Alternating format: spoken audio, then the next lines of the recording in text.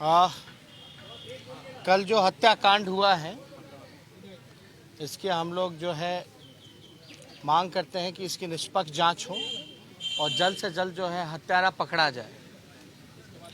लेकिन आप लोग देखे होंगे, हमने लगातार हर बार एक बात ज़रूर कहा था कि बिहार के मुख्यमंत्री थक चुके हैं, उनसे अब बिहार संभलने वाला नहीं है।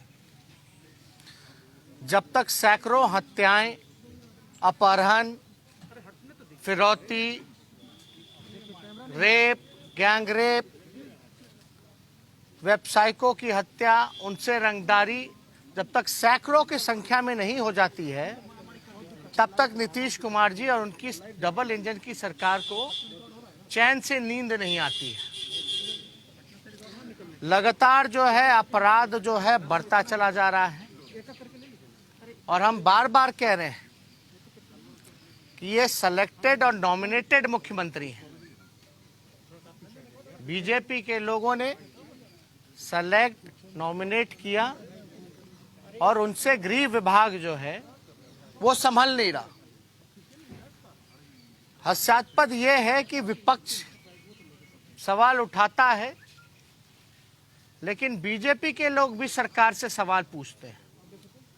हास्यास्पद इसलिए है कि बीजेपी खुद सरकार में, खुद सेलेक्टेड नॉमिनेटेड मुख्यमंत्री चुना, चोर दरवाजे से सरकार में आए और वो लोग सवाल पूछ रहे हैं जिसके बिहार में अब तक दो उप मुख्यमंत्री नहीं हुए। दो उप मुख्यमंत्री कौन से पार्टी के हैं? वो बीजेपी के हैं, लेकिन वो लोग भी सवाल उठा रहे। आदरणीय प्रधानमंत्री जी ने चुनाव के वक्त क्या कहा था कि निश्चिंत रहिए, आपका बेटा दिल्ली में बैठा है।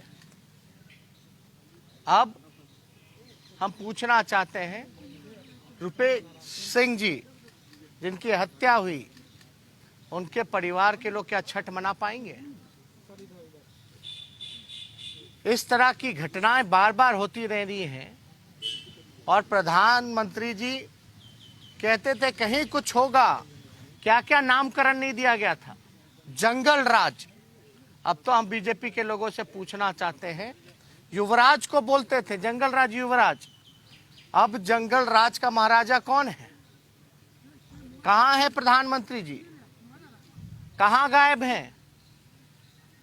उनको तो अगर सेलेक्टेड नॉमिनेटेड मुख्यमंत्री जो थके हुए हैं, जो विभाग नहीं चला पा रहे, आकर के कार्रवाई करनी चाहिए, पूछताछ करनी चाहिए। किस बात का डबल इंजन का सरकार है यहां पर? इसलिए हम लोग लगातार इस मुद्दे को हम लोग जनता के बीच रखते रहे हैं और यही एक बड़ा कारण है जिसके वजह से मौजूदा जो सरकार है नीतीश कुमार जी की, बीजेपी की, वो विधानसभा सत्र चाहते ही नहीं है। अद्भुत है कि पहली बार ऐसा हो रहा है जो ट्रेडिशनल वे से ऊपर हट करके सत्र को खत्म करने का प्रयास किया जा रहा है। और हम तो यही कहते रहे, ये जो समीक्षा बैठक जो मुख्यमंत्री जी करते हैं, ये वाकई में समीक्षा बैठक नहीं बल्कि भिक्षा बैठक है। ये भिक्षा, पैसे पे ट्रांसफर, पोस्टिंग, आरसीपी, टैक्स, ये उस बात की इनकी बैठक होती है। क्या हल निकलता है? इनका पुलिसकर्मी जो है एक शराब की बोतल के पीछे घूमता रहता है। यहाँ सैकड़ों हत्याएं, बलात्कार, लूट, रंगदारी, अपहरण, सारी चीजें हो रही हैं, लेकिन हमारे बिहार के मुख्यमंत्री जी एक अफसोस प्रकट नहीं कर पाते, किसी पीड़ितों से नहीं मिलते और सवाल पूछा जाता है विपक्ष के लोगों से। इसलिए हम जो कहते हैं तो कुछ सोच समझ के ही कहा था कि बिहार के मुख्यमंत्री थक चुके हैं, इनसे बिहार संभलने वाला नहीं है।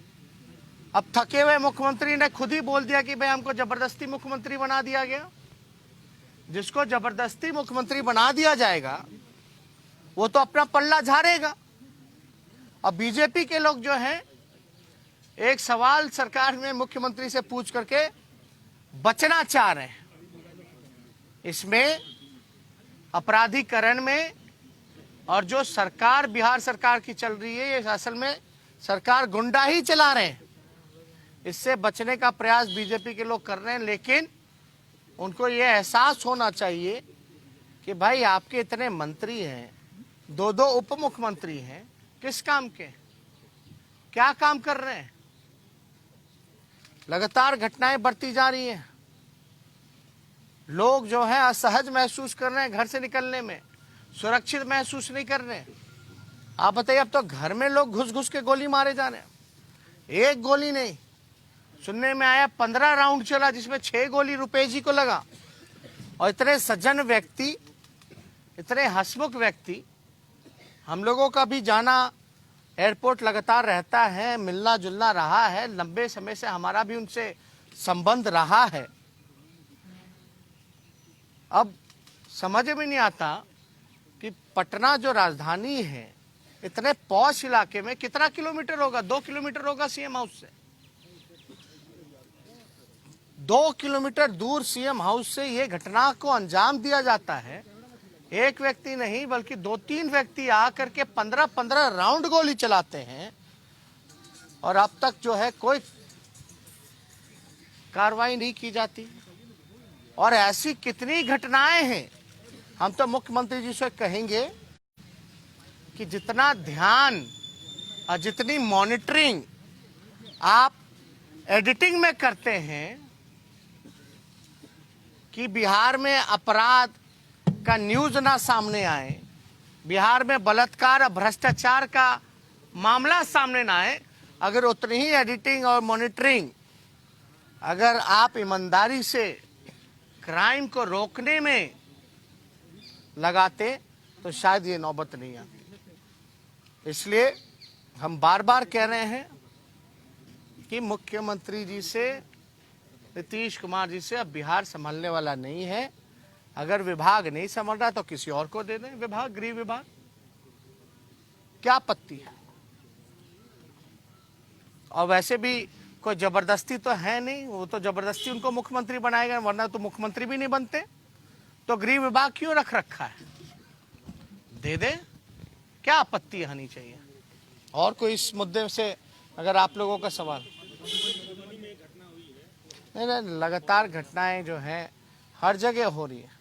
अगर आप डेली अखबार का पन्ना खोल करके देखें या न्यूज़ में हेडलाइन देखें तो कभी दरभंगा, मधुबनी, सीतामढ़ी, मुजफ्फरपुर, पटना, गया, कोई ऐसा इलाका नहीं है, कोई ऐसा जिला नहीं है जहां हत्या, अपहरण, लूट, रंगदारी, बलात्कार, भ्रष्टाचार नहीं हो रहा। लेकिन नतीजा क्या है? अपराधी पकड़े क्यों नहीं जाते? भ्रष्टाचारी पकड़े क्यों नहीं जाते? नीतीश कुमार जी के राज में भय क्यों खत्म हो गया है? ये अपराधियों का तांडव हो रहा है पूरे बिहार में। तो इसमें तो जवाबदेही माननीय मुख्यमंत्री जी के, उनको सामने क्यों नहीं आते? सामने आकर के आप लोगों के सवालों का, जनता के सवालों का उनको जवाब देना चाहिए। ये जिम्मेवारी है उनकी, नैतिक जिम्मेवारी है, लेकिन चुप रहते हैं और यही कोशिश करते हैं कि भ्रष्टाचार का खबरें और जो क्राइम की खबरें जो हैं वो दबा दी जाए, और कुछ नहीं ना। प्रशासन से पकड़ कमजोर हो गई है, क्योंकि अगर डीजीपी को फोन किया जाए तो फोन नहीं उठाते, सवालों का जवाब नहीं देते। अरे हम तो कह रहे हैं कि बिहार जो है गलत हाथों में चला गया है। हम तो सवाल पूछ रहे हैं, जंगल राज का महाराजा कौन है? महाजंगल राज का महाराजा कौन है भाई? हम तो ये कह रहे हैं कि सरकार ही गुंडा चला रहे हैं, तो आप क्या उम्मीद कर सकते हैं? किस काम में लग रहा है? सरकार में रहने वाले लोग जो संरक्षण देने का काम कर रहे हैं। एक आध केस में संरक्षण दिया है, अब सबूत भी रखना पड़ेगा क्या? विधानसभा के पटल पे तो एक भ्रष्टाचार का मामला हमने रखा, क्या कार्रवाई की गई? एक सवाल है। सत्ता पक्ष के एक नेता ने कहा है कि रुपेश हत्याकांड की जांच चल रही है, जल्द जो है मामला उजागर होगा, लेकिन 1990 से लेकर 2005 तक के राज को भी नहीं भूलना चाहिए, जब जो है अपराधियों को जो है पनाह दिया जाता था। देखिए, कुछ है और कहने को, उनके पास कुछ है। सरकार में कौन है? सरकार में भाजपा के लोग हैं। क्या कर रहे हैं वो दोनों उप मुख्यमंत्री, मंत्री, मुख्यमंत्री क्या कर रहे हैं? मतलब आपके साथ उनका कहने का मतलब है कि हत्याएं होती रहेंगी और आप निश्चिंत रहिए, चुपचाप बैठे रहिए, सवाल मत पूछिए। वो आपको अलगा कर रहे हैं कि आपको अधिकार नहीं है उनसे सवाल पूछने का। ये चलता रहेगा।